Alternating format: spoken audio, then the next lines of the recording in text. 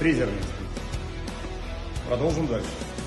Также представляю вам сборочный цех, основной в котором исполняются разные станки с разными направлениями. В частности, вальцы 22-22, без центра шлифования,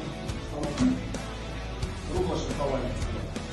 Модели могут быть разные, повышенной точности, средней точности, в зависимости от потребительских рынков.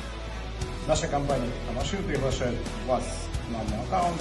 Приходите, размещайтесь, смотрите. Всегда рады. Спасибо за внимание.